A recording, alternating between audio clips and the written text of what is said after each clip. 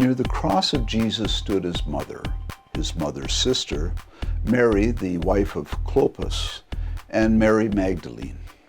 When Jesus saw his mother there and the disciple whom he loved standing nearby, he said to her, "Woman, here is your son," and to the disciple, "Here is your mother." From that time on, this disciple took her into his home.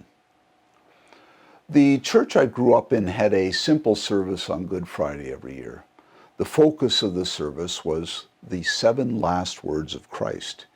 Each year, 7 different people would be asked to share what one of those words meant to them.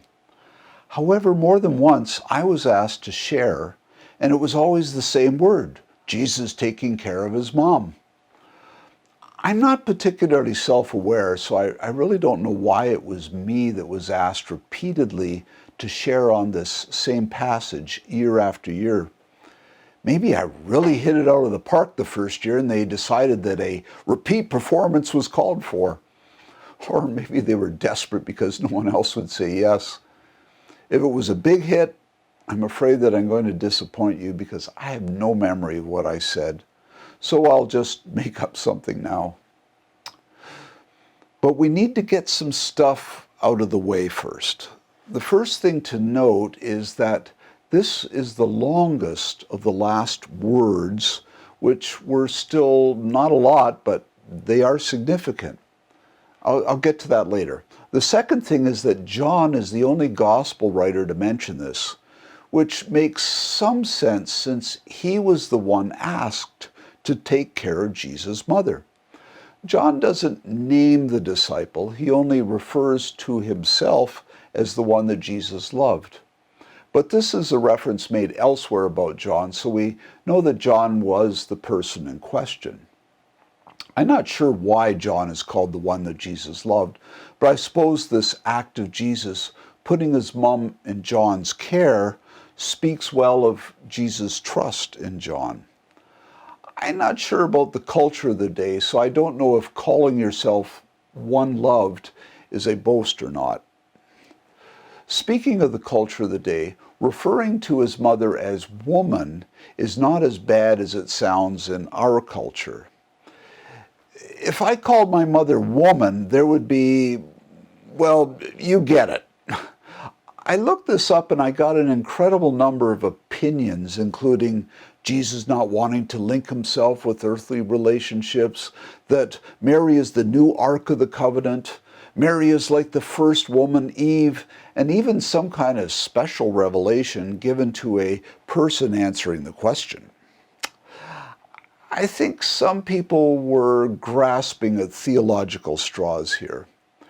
The simplest answers seem to be that the word in Aramaic does not sound as rude as the translation woman does to our ears. Yes, the word literally means woman, but it is not some kind of nasty retort. It is more respectful in tone, something like ma'am or dear woman. However you want to deal with it, just remember what words followed this word: "Here is your son." And that is the point of all this. Jesus has been beaten to within an inch of his life. He is now nailed to a cross. He is suffering terrible pain and would have found it difficult to even breathe. And yet the longest statement he makes is to take care of his mother. And he does it in the most endearing way. Here is your son, and here is your mother. He quite literally passes on his relationship, role, and responsibility to one of his friends, the disciple John. In the midst of this terrible pain and suffering, he thinks of his mom and makes sure she is taken care of after he is gone. So let me throw in my own theological straw grasp here. First, yes, I know that moms are important and that the relationship between a mom and her son can be very special. So yes, Jesus loves his mom and wants to take care of her. But I think there's an an assurance that we can take from this simple but very important act.